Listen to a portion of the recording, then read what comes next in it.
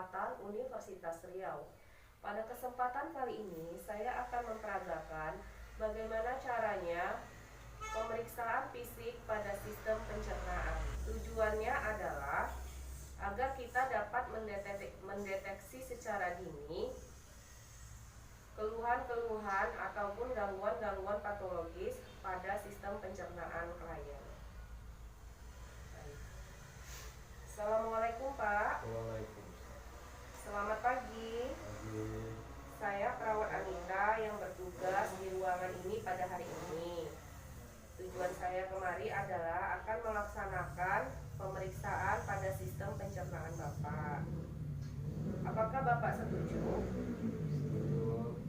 Iya. Nanti ini akan dilakukan sekitar 10-20 menit ke depan ya Pak ya. Dilakukan di sini saja. Ada pertanyaan Pak? Tidak ada.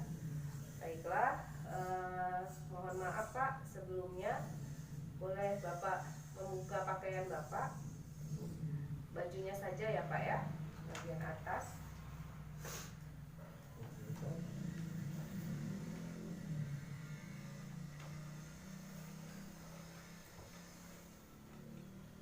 Sebelum melakukan pemeriksaan, pastikan kita menjaga privasi pasien dengan menutup sampingan. Kemudian perawat melakukan cuci tangan terlebih dahulu. Langkah yang pertama adalah inspeksi. Inspeksi yaitu kita dengan melihat bagian abdomen dan juga kita menanyakan kepada pasien tentang keluhan-keluhan pada sistem pencernaannya. Baik Pak, kita mulai ya pemeriksaannya. Tapi sambil saya tanya-tanya ya Pak ya. Iya. Selama ini apa yang Bapak keluhan tentang sistem pencernaan Bapak? Ya, ada keluar. Mual muntah ada Pak? Ada. Belum ada ya sebelumnya ya. Nyeri-nyeri gitu. Ya. Nah, nanti akan saya periksa ya Pak ya. Ya. Nanti kalau ada yang ingin disampaikan, Bapak sampaikan kepada saya. Baik. Tangannya lurus Pak ya. Pada pemeriksaan inspeksi yang kita lihat adalah warna kulit. Apakah terlihat pucat, kuning iterik, atau kehitaman dan kemerahan. Kemudian kita melihat kesimetrisan daripada abdomen. Apakah sama antara sisi-sisinya. Kemudian kita lihat bentuknya. Apakah ada tonjolan atau benjolan seperti hernia. Kemudian kita lihat apakah ada pembengkakan pada pembuluh darah, ada tidaknya pulsasi, yaitu pembesaran ventrium antrikel kanan. Kita lihat pulsasi pada daerah umbilikal. Kemudian kita lihat gerakan peristaltiknya. Setelah itu kita melakukan palpasi.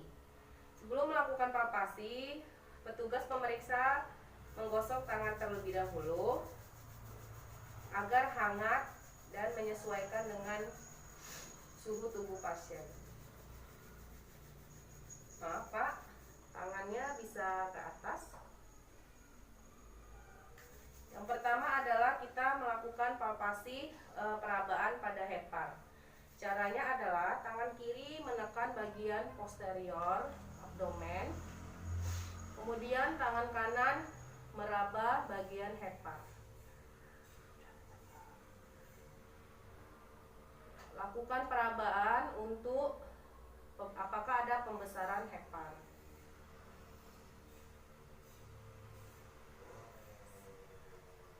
Sakit Pak, ada nyeri. Kemudian pada ginjal sebelah kanan, tangan kiri diletakkan di bawah posterior, bagian bawah. Kemudian tangan kanan meraba. Tarik nafas Pak, buang perlahan. Rasakan rabaan ginjal apakah ukurannya normal atau ada pembengkakan. Ya. Kita melakukan pemeriksaan palpasi untuk daerah limfa ya. Caranya adalah tangan kiri diletakkan di bawah bagian posterior, Kemudian tangan kanan di atas, meraba pembesaran limfa. Setelah itu kita melihat keadaan ginjal sebelah kiri, tangan kiri di bawah, kemudian tangan kanan meraba ginjal, apakah ada pembesaran. Itu kita lakukan palpasi dengan dua tangan. Sakit, Pak? Enggak. Kita lakukan penekanan pada kuadran kanan atas, tengah, kuadran tangan kiri, kiri atas, kiri bawah, kemudian pada umbilikal tengah. Baik, selanjutnya kita melakukan pemeriksaan dengan cara perkusi, yaitu kita melakukan perkusi pada 4 kuadran abdomen.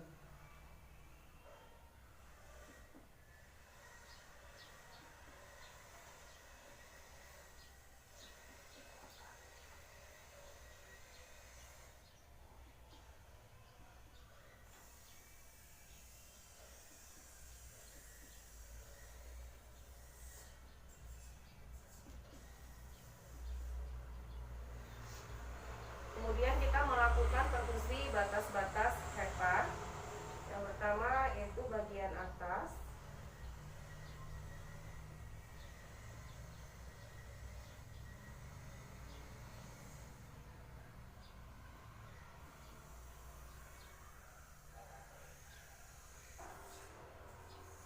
bagian tengah,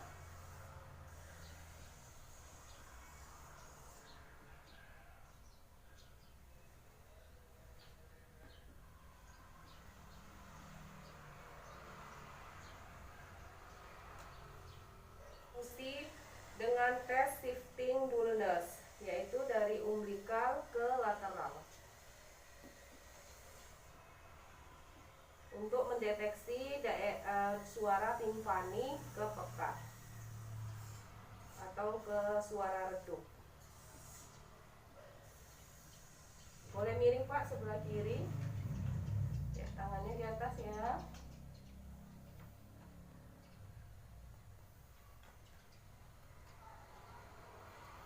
Ya, kembali lagi, Pak. Kita melakukan pemeriksaan ASI tes dengan tes undulasi. Maaf, Pak, boleh bantu saya tangannya membatasi di tengah-tengah perutnya, Pak. Kemudian lakukan ketukan pada salah satu abdomen. Rasakan apakah ada getaran yang menyeberang ke salah satu abdomen sebelahnya.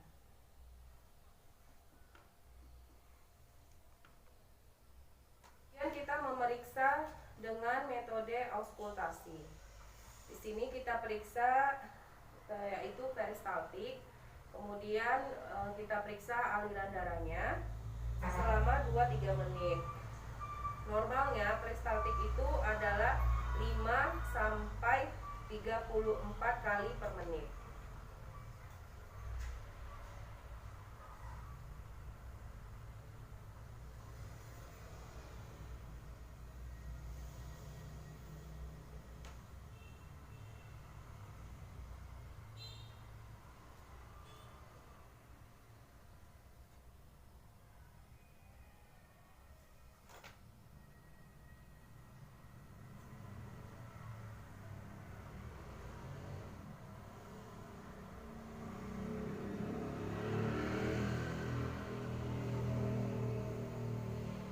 Pada kasus obstruktif akan terjadi peningkatan peristaltik karena adanya sumbatan, dan pada kasus peritonitis akan terjadi penurunan peristaltik, bahkan peristaltik itu sangat redup dan sulit sekali terdengar pada kasus peritonitis. Selanjutnya kita akan melakukan tes ileus Swabsen, yaitu caranya luruskan, Pak, ya tungkanya. Baik, coba Bapak angkat ini. Ya, lagi. Satu lagi. Iya. saya akan menekan. Ada terasa nyeri, Pak? Tidak ada.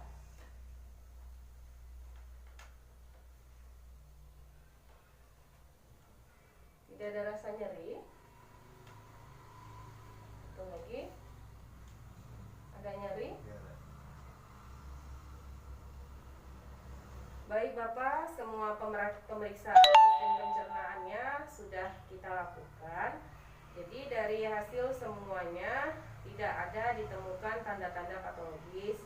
Artinya kondisi pencernaannya pada pemeriksaan tadi itu kesimpulannya masih baik-baik saja ya Pak ya. Ya, teruskan pola hidup sehatnya ya Pak ya. Ada yang ingin ditanyakan Pak? Tidak ada. Baik, pemeriksaan selesai. Bapak silahkan gunakan pakaiannya kembali ya Pak ya. Saya permisi ya Pak. Assalamualaikum. Demikianlah tadi pemeriksaan sistem pencernaan. Apabila ada kesalahan, saya mohon maaf dan saya akhiri dengan wabillahi taufiq wal hidayah. Assalamualaikum warahmatullahi wabarakatuh.